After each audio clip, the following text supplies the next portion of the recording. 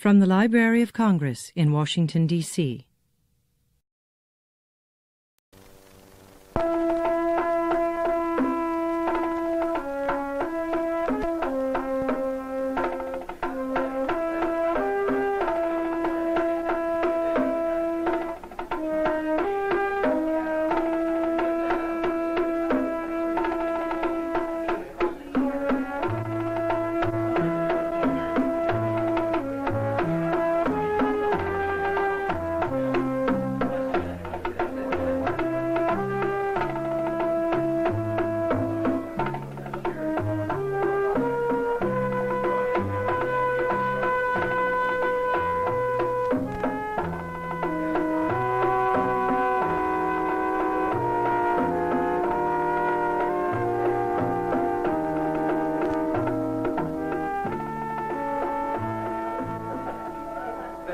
Drop me off at the bus stop if it's not out of your way? Sure, Bill. I'll be back. Don't forget my party tomorrow night, kids. We'll bring all your friends. Oh, party will come.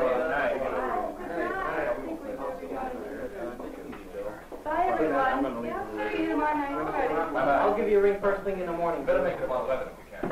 Good night. I ought to be going, too. It was awfully nice of you to invite me here. You know, this is the first time I've been to anything like this. And thanks a lot, Bruce, for showing me how rock and roll is jazz. Bruce? Did you tell her that rock and roll was jazz? Yeah, sure, that's what I told her. Is there something wrong with that? Bruce, how square can you get? Rock and roll is not jazz. Rock and roll is merely an offspring of rhythm and blues. Now look here, whatever your name is, who are you to know so much? Putting in like Natalie, you haven't met Alex. Alex here is an arranger for the Paul Stevenson group. So what? Oh, that makes him an authority. Almost anyone knows rock and roll is not jazz, huh, Alex? Well, if jazz is not rock and roll, what is jazz? You tell me what jazz is, Alex. Jazz is merely the Negro's cry of joy and suffering. Oh, now, wait a minute, Louis. You talk as if Negroes were the only ones who could have created jazz. Not only did they create jazz, they were the only ones who could have created jazz. Now, look, that's unfair, Alex. There are a lot of fine white musicians that play jazz. Remember, you and I heard some last night. Sure there are, but the Negro and the Negro alone created jazz. He created jazz from the special slant he has on the American scene. That's how he tells his story. Only a part of it. It's clear to me that the Negro created jazz, but still, is he the only one who could have created it? Yes, the Negro was the only one with the necessary musical and human history to create jazz. No, if you mean the Negro suffered, everybody suffered. And who suffered more than the Jews? Yeah, how can you answer that one? Well, a Negro can be Jewish or Catholic. Now, you can lose a leg, I can lose a leg. Whatever happens to you can happen to me. And in addition, I'm Negro. All right, all right. But what I want to know about is, what about all the fine white musicians that have contributed to jazz? Jazz is American.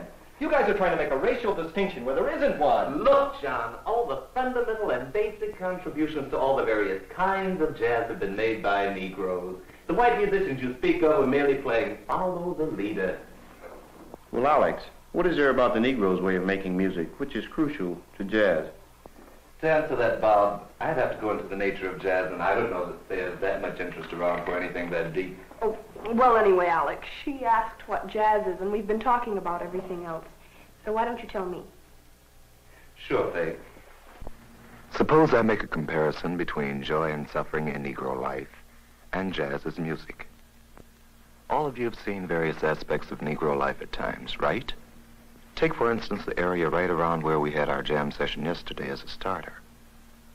Let's look at some of these manifestations of Negro life and compare them to jazz, okay?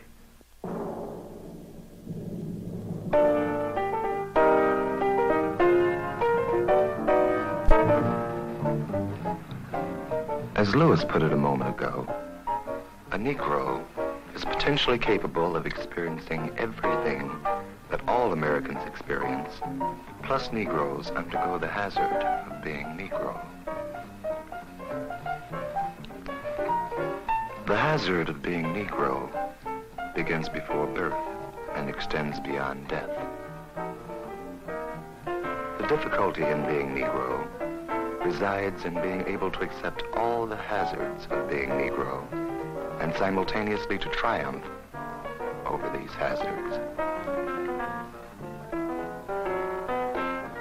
jazz is the musical expression of the triumph of the Negro spirit.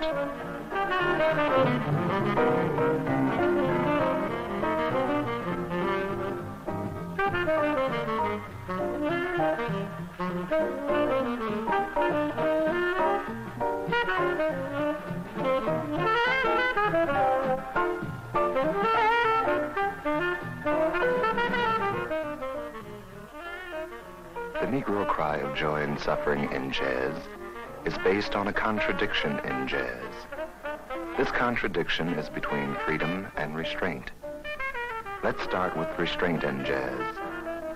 The feeling of restraint in jazz is caused in part by the way jazz form operates. The basic formal unit of jazz, which is called the chorus, repeats itself endlessly without getting anywhere. That is why the chorus is restraining. This endless repetition is like a chain around the spirit and is a reflection of the denial of a future to the Negro in the American way of life.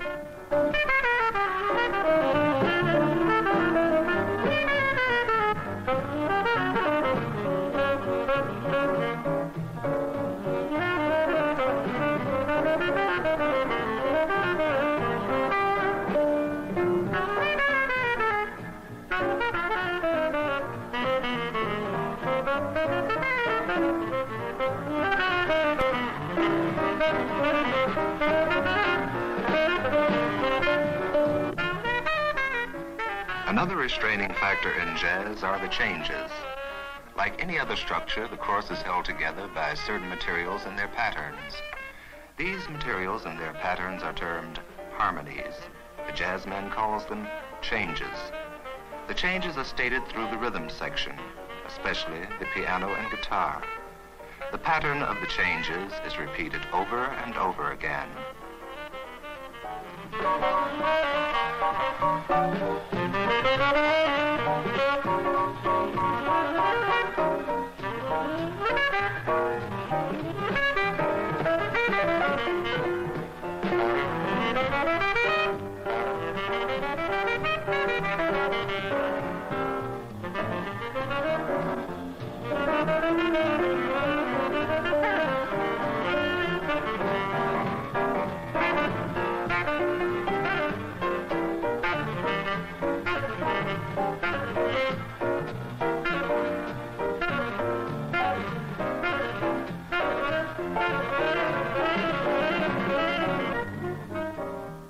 Two restraining elements in jazz are the form and the changes. They are restraining because of their endless repetition, in much the same way that the Negro experiences the endless daily humiliation of American life, which bequeaths him a futureless future. In conflict with America's gift of a futureless future is the Negro's image of himself. Through glorifying the inherent joy and freedom in each present moment of life, the Negro transforms America's image of him into a transport of joy. Denied a future, the joyous celebration of the present is the Negro's answer to America's ceaseless attempts to obliterate him. Jazz is a musical expression of the Negro's eternal recreation of the present. The Negro's freeing worship of the present in jazz occurs through the constant creation of new ideas in jazz. These new ideas are born by improvising through the restraints of the form and the changes. Jazz reflects the improvised life thrust upon the Negro. Now, melody is one element which can be used in improvisation. The soloist creates his melody through elaborating on various details of the changes. The manner in which each change shall be elaborated upon is a problem of the eternal present. As Negro life admits of many individual solutions, so does the way in which a change can be elaborated upon. Of course, the Negro, as man and or jazz man, must be constantly creative, for that is how he remains free. Otherwise, the dehumanizing portrait America has drawn of him will triumph.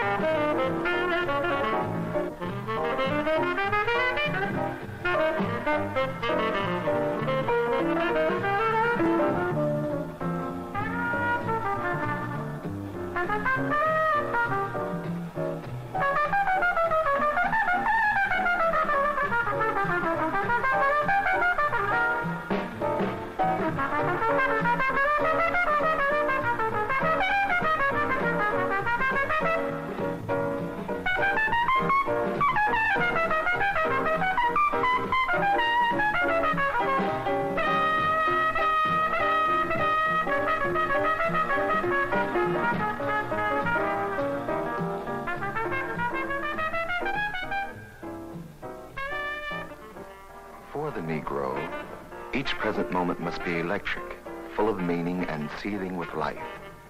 This is made manifest in gesture, in walk, and in dance. Now, rhythm electrifies each present moment in jazz.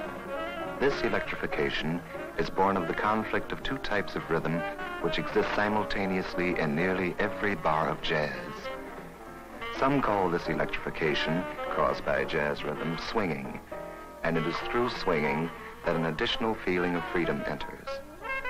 The emphasis on a conflict of kinds of rhythm, namely a rhythm of stress and one of length, is characteristic of Negro music all over the world.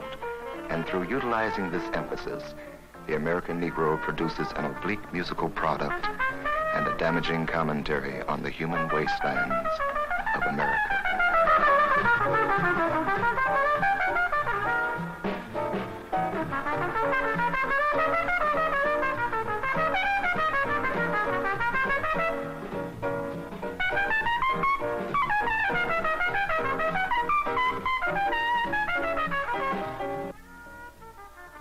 Through melodic improvisation and the ever-present contradiction in rhythm, the Negro makes an art form that insists on the deification of the present, and which, among other things, is an unconscious holding action until he is also master of his future.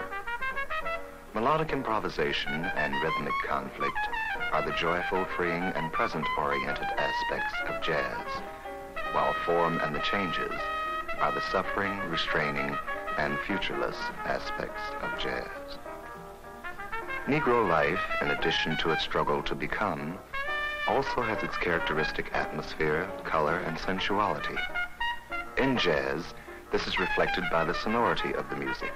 The jazzman substitutes the word sound for sonority. Think of the sound of much Negro music compared to Negro life.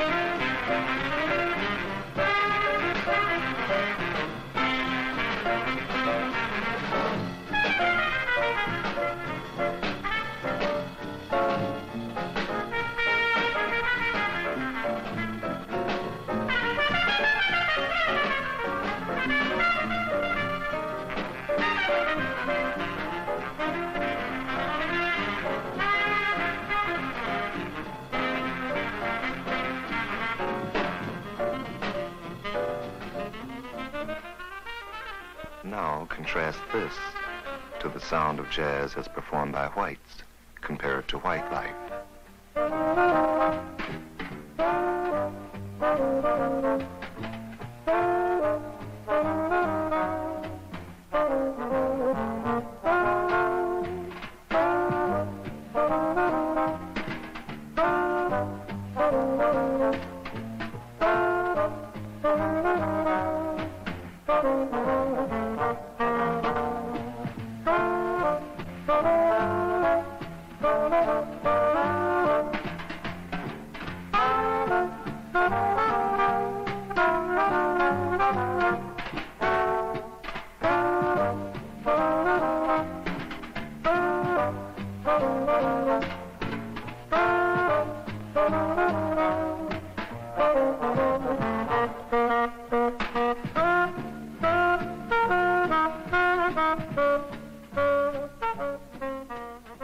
Negro life, then, as created through jazz, is a contradiction between worship of the present, freedom and joy, and the realization of the futureless future, restraint and suffering, which the American way of life has bestowed upon the Negro. The cry of joy and suffering in jazz is then based on the ever-present contradiction between freedom and restraint. The feeling of freedom is based on the Negro's view of what life in America should be, while the feeling of restraint is based on the actual inhuman situation in which the Negro finds himself.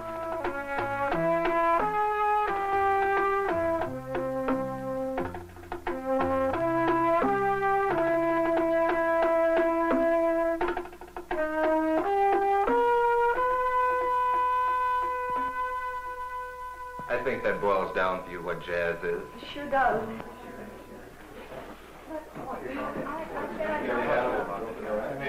Alex, you said something before about a special slant the Negro has on the American scene. Now, I don't see why Negroes see things differently than anybody else. Joe. Oh, look, Negroes are just like everybody else. Oh, no, they're not. You see, the Negro looks at the human arena in America indirectly. He views America with a special clarity and penetration. He can do this because he's grown up in a corner and made the most of it. So he suffered, but why put him in a corner? I didn't put him there. Don't you know who put him there? He's there because of the outrageous savagery of you white Americans. You act as if we're not human. Are you human? The Negro is the only human American. I am too human. I've got eyes, hair, nose, and a face just like you. It takes more than a face, a nose, or hair to be human. It takes a soul. Oh, Alex, you know we've got souls. If Americans had souls, they wouldn't have tried to take ours away from us. And they're still trying to take them away. Take away your souls? How? You wiped out our past. We have no yesterday to look back on. With slavery, you wiped out our today, and the present day savagery is intended to deprive us of our tomorrow. If America had her way, time would vanish for the Negro. Well, then how does the Negro survive? Through spirituals, through the blues, then through jazz, we made a memory of our past and a promise of all to come. Then the history of jazz is the story of the fantastic ingenuity of the Negro in America. Yes, that's the part of the incredible genius of the Negro. Well, come on over here and tell us about the history of jazz, Alex.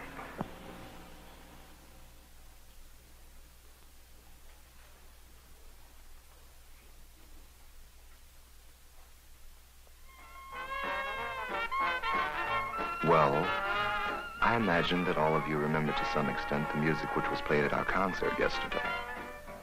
We'll use that music as basis for discussion. Now, Faye, the jazz from which the other major styles developed was New Orleans jazz. New Orleans jazz was the first jazz style, as distinguished from blues and spirituals, those other monuments to the history of the struggle of the Negro spirit. Yesterday, we didn't hear any New Orleans jazz, but we did hear Dixieland, which is derivative from New Orleans jazz. New Orleans jazz was, among other things, the Negro's present moment, all he had, and this all he made completely his own. Characteristic of this music are highly flowery melodies conducting intensely competitive conversations against each other simultaneously. The beats of the rhythm section are essentially alike.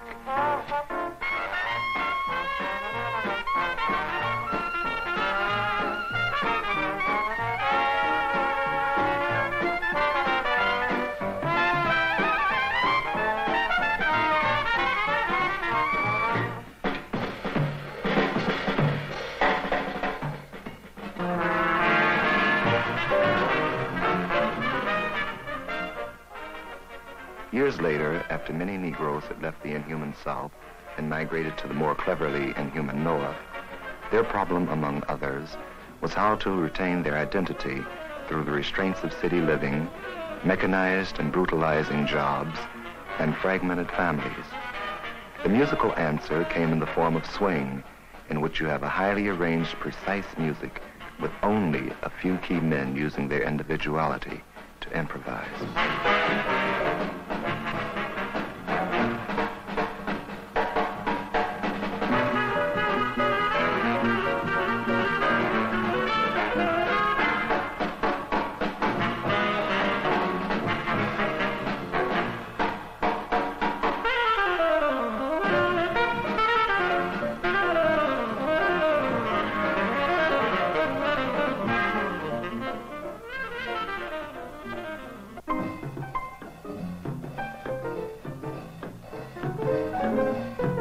In the early 40s, Charlie Parker, Dizzy Gillespie, and Thelonious Monk introduced bebop. Emphasis focused on long, snake-like melodies, small instrumental combinations, and changes or harmonies derived from Debussy and Ravel. Cymbals emphasized the second and fourth beats, thus freeing the rest of the drums for commentative playing. Bop also, among other things, was a revolt against the subservient Uncle Tom role given Negroes in the war effort and the entertainment world of that era.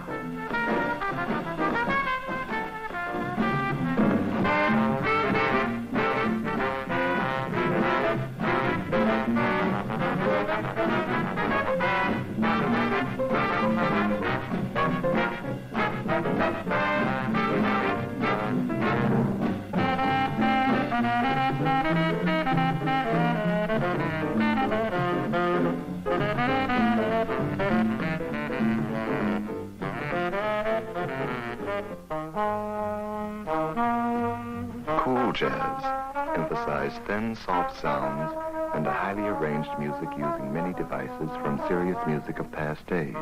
The soloists based their styles to a great extent on stars of the Count Basie band of the swing era, especially Lester Prez Young.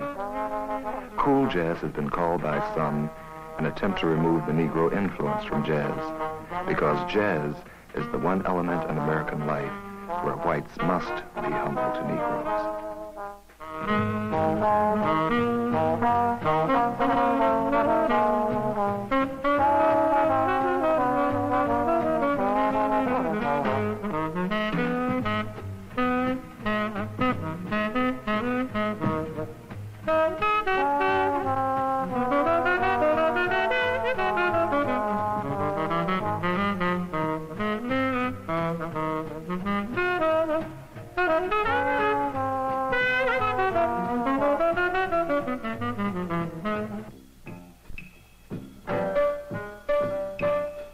The newest sounds to come along in contemporary jazz are written by the composer-arranger La Sun Ra out of Chicago.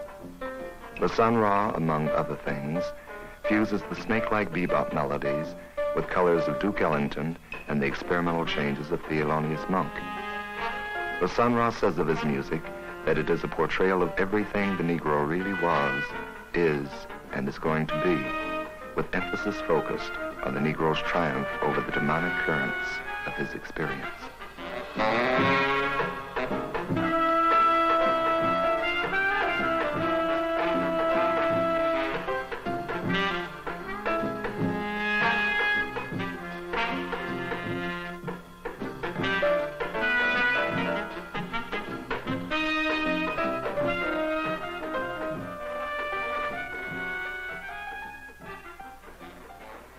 And briefly, that is the history of jazz till now.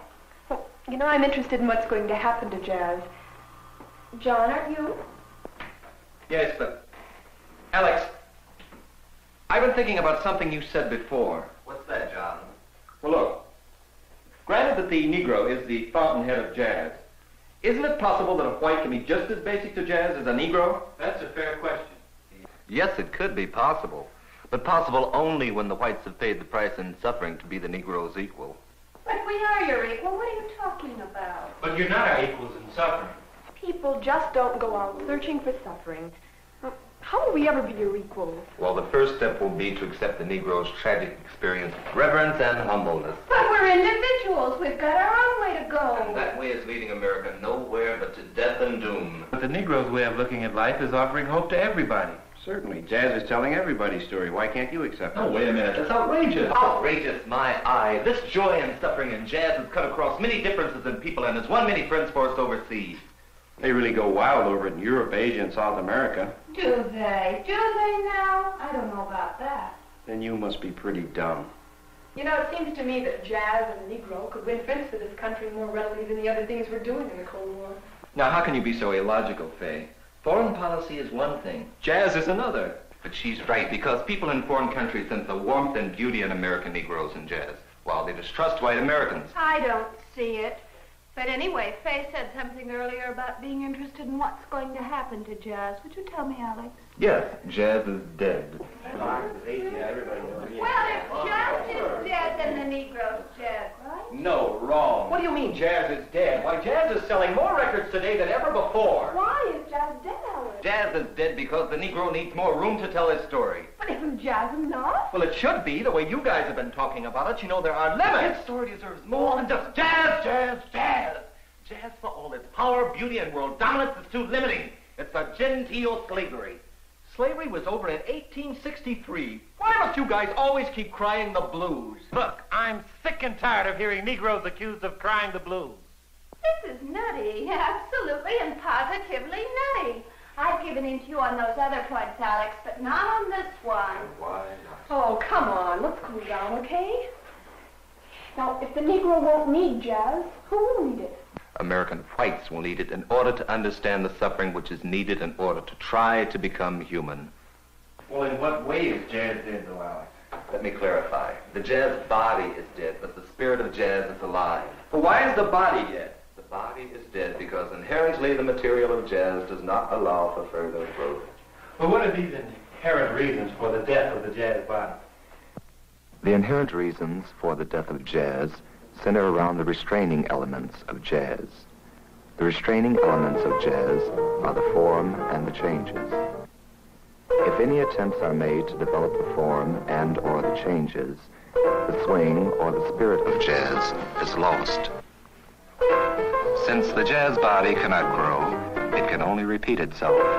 In so doing, it is stagnant. In so doing, it is dead. The three reasons for the death of the jazz body are: 1, the changes cannot evolve and retain the form; 2, the form cannot evolve and retain the swing; and 3, both the changes and the form cannot evolve simultaneously and have jazz. In all three alternatives, we have no growth in jazz, and that is what I mean by the death of the jazz body. Jazz cannot grow because it was not meant to grow. Its dead body stands as a monument to the Negro, who was supposed to die in the American scheme of things. Any attempts to develop the form or changes of jazz gives us only a circular seesaw which leads America or the Negro nowhere.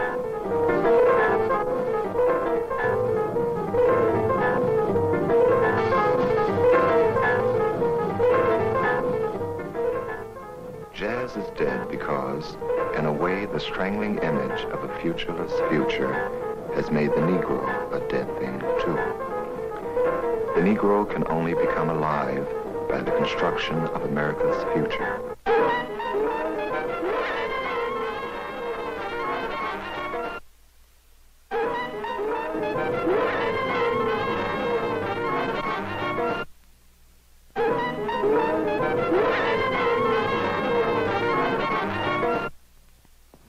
Jazz is dead because the restraints and suffering of American life on the Negro have to die.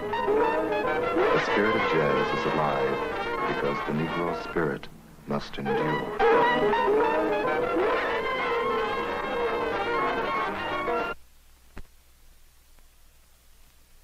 Look, Alex, you're sounding ridiculous. Jazz can be further developed. Look what's happening to cool jazz. I should think so. I mean, things can always change. No, jazz has had it. No new growth can occur in jazz. Anything which happens now will be a variation on something old. The body is dead, but the spirit of jazz is here for a long time, just like the Negro. Fee, fi, fo, fa. But I just don't see it. What will follow jazz? Eeny, meeny, miny, mo. That depends upon what the Negro does with the spirit of jazz. Jazz is merely a faint glimpse of something with colossal power which is arising. Alex, are you saying that the Negro will remake present-day serious music? Yes, the spirit of jazz will remake serious music, but the sounds of jazz will not be used. Don't tell me that such a revolution would be based upon the spirit of jazz. You guys are too far out for me. It's insane, really insane. Well, so the Negro does all this whenever you say this. I don't see how it concerns us. Because the Negro controls America's destiny. What do you mean, our destiny? He can't control America's destiny. But he can. You see, the Negro is their conscience if they have a conscience. And if they don't, they're less than human. What? What's happening here? What's this, a Mau Mau meeting? I thought this was a jazz club. This is nothing but black chauvinism. That's it, black Americanism. I shudder when I think of the terrible burden the Negro has in trying to teach American whites how to become human. After all, we're not boasting, we're merely laying down the facts. And you may as well accept them or disappear like a handful of smoke.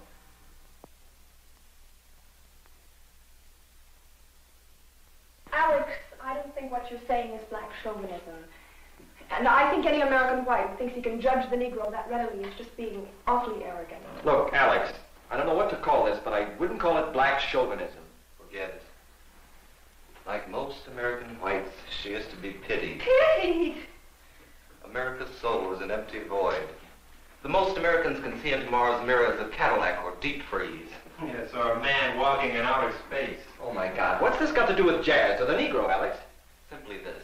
America needs an immediate sense of values. It's borrowing from the Negro in language and dress and rock and roll and in jazz in order to fill this need. I don't think we're really wise enough to look to the Negro yet. Have we really looked at all, Alex?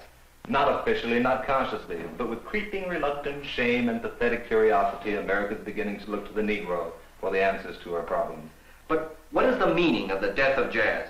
The death of jazz is the first faint cry of the salvation of the Negro through the birth of a new way of life. Right, Alex. The salvation of the Negro and the rest of America.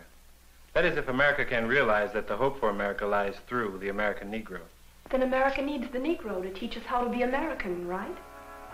And John, Fay, Natalie, and Bruce, where else does America's future image as a world power reside but in the dark soul of the Negro, whose salvation has now become in the world's watching eyes the vindication of America's posture.